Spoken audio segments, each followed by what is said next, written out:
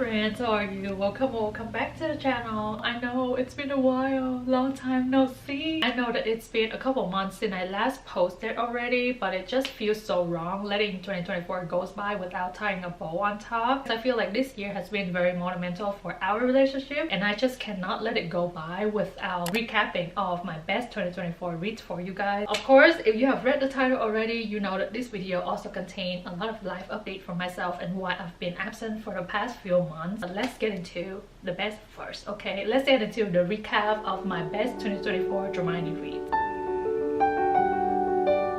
Admittedly, I haven't been reading all that much, so the majority of the fics that I'll be mentioning in the best of 2024 video today I have talked about in details in my previous video already. Unfortunately, this video is going to be a lot of the list off style, and I will redirect you guys using link in the description box if you want more details about any of the fics that I'm mentioning today. The first category that we'll delve into today is just the best of 2024, like the best overall, whatever you want to call it, just the best. For 2024, I feel like it comes with no surprise that the best thing I've ever read this year, and probably one of the best things that I've read overall in my entire dramione career, is Osculum Annum by my Delphi. I have just gushed uncontrollably about this fic on my videos, multiples of them on this channel before. So if you guys wanted to see more footage of me being unhinged about this story, feel free to check out all of the links in the description box. It's just one of the treasure, and if there's one thing that I would use to describe this fic, it would be my entire dramione wishlist. Everything that I've ever wanted to see in a dramione fanfiction, all of them combined into one fic, and it's done so well, so masterfully. There's just no complaint whatsoever about this fic. It would just heal me inside out. So full of dimensions, so full of emotions, so full of sentiments that I am just thoroughly in love with, and I would bring this fic into 2027 with me if I can, because there's no way that I would forget a fic this good and a fic this tailored to my taste. The next read is something that I've read recently and I talked about in this last video that I posted, but we have the Darkwood one by the Bee Moon. This fic has been recommended to me a few times by you guys in the comment, and I also recognize this fic to be one of the more well-known and well-loved story in the community, but I tried to get into it once before and it didn't click until it did, and it just took my breath away completely. I feel like this is just a masterpiece and it's deserved to be, you know, among the other masterpieces that we always hear about in dramione fanfiction. I feel like this fic would be a good option for anyone. It's just a combination of everything that you ever want to read with dramione fanfiction. If you are new to the dramione fandom and you want to read something that is very Hogwarts-y, very Harry Potter-y, and if you are just testing the water out with dramione, this fic will be one of the best for you. If you're old in the dramione community and you're looking for something refreshing to read, this one is also gonna hit off the boxes too. I would have to call on the Bee Moon and the Darkwood one.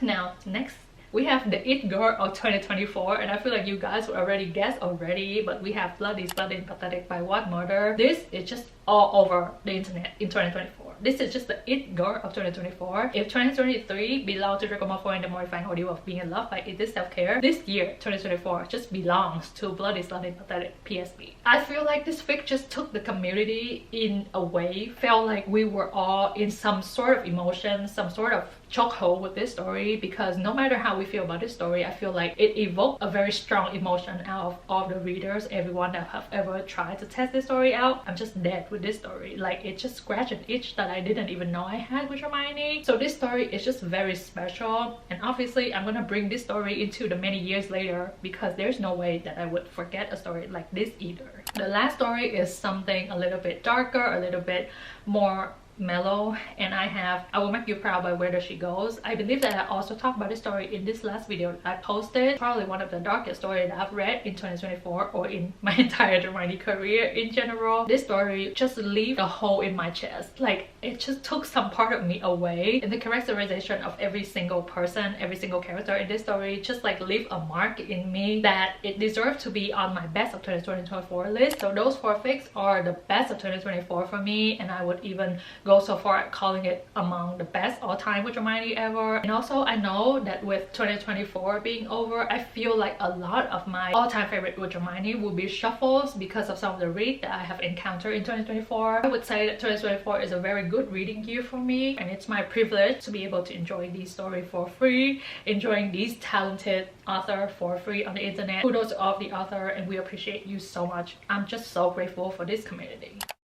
Outside of these 4 works that I've just been fangirl over and over again on my channel, there are also more honorable mentions that I want to share with you guys, and I broke it down into lengthwise. So the next category that we will dive into is the 100,000 work plus club. In these sections, I want to present to you 2 works. The first is Nectar by Violet Nair, and it comes in at around 150,000 work. And the second is Trembling Park by Dark of the Moon at around 140,000 work. Both of them are remarkable dramione fics that are very well developed, very well written, with well thought out details and plot lines, so they will take you on a journey. If you are looking for some longer piece to hold you until the new year, I feel like either one of them will be a good choice.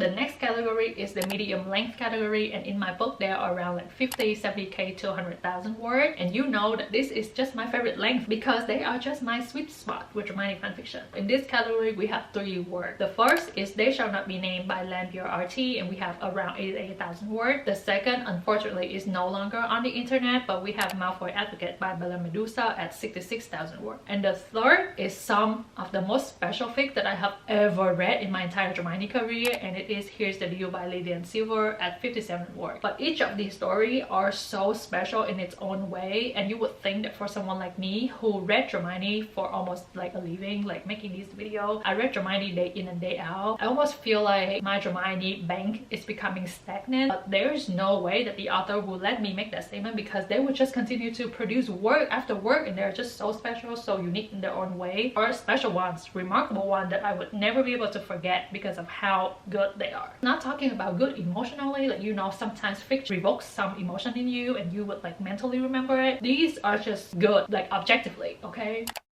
Now, the next category that we have are quick reads. So these are like short story under 50,000 words. Just because they are small doesn't mean they're not powerful, okay? And we have 3 works as well. And we have Tea and Necromancy by Save Our Skinship. This is something that I read in January and I just cannot stop thinking about for the whole year of 2024. So you know what it is. The second one, we have Living the Dream by Ally 147, only 28,000 words, but will take your breath away completely. And last, we have Dawn plus Decay by A Prophecy Girl at only 23,000 words. I've never seen such a story that would just evoke so many emotion in me, and the angst that it did in this story just like was just gripping me, pulling my heart out with only 23,000 words. There's nothing to complain because these would just be the smoothest ride ever, and under 50,000 words, you're gonna have a good night after reading these things, okay?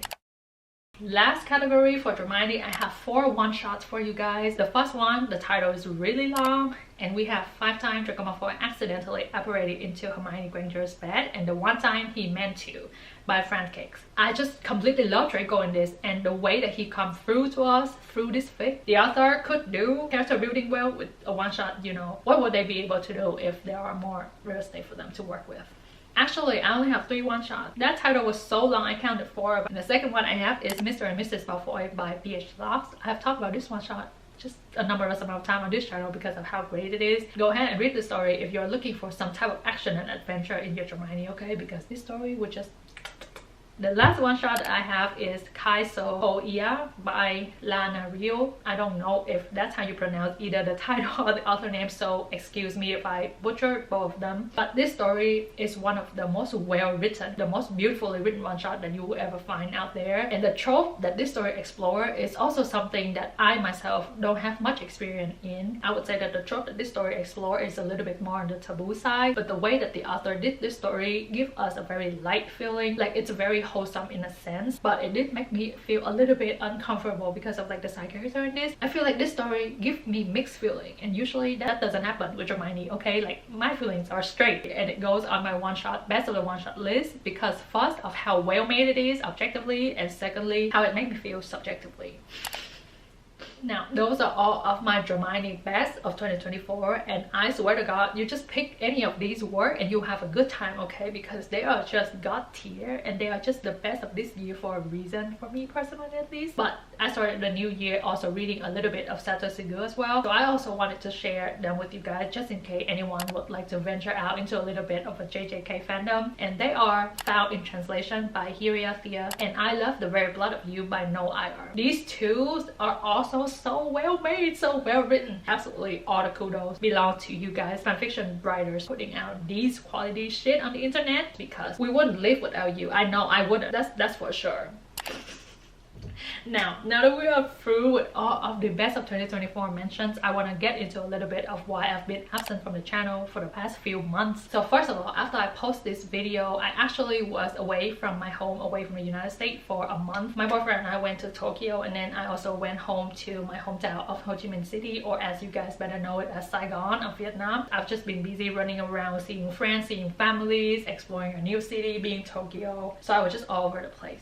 I did vlogs in both of those cities, in Tokyo and Saigon, but I just don't know if you guys will be interested in watching my vlogs. I know that the majority of you guys subscribing to my channel here is to know more about dramione, so I don't know if we'll be interfering to just like put out a random vlog here and there. So I'm also debating whether or not I should make a whole new channel. Would you guys be more okay with that options, like me making a new channel and just posting vlog on the channel to separate like the two type of content? Or would you guys mind if I just put, you know, the vlogs on this channel? But I'm not sure, like I'm still debating. The footage are still there in my memory card, but I haven't started editing any of those vlogs. You guys let me know in the comment down below, okay? And I'll get you guys what you guys want. Secondly, after I come back from this trip, I have just been consumed with work, because if you guys are working, if you guys are in the corporate world, you guys know how long a month of PTO is, okay? And I've been saving all that PTO. So obviously when I come back, you know, I have to make up for the time that I was absent.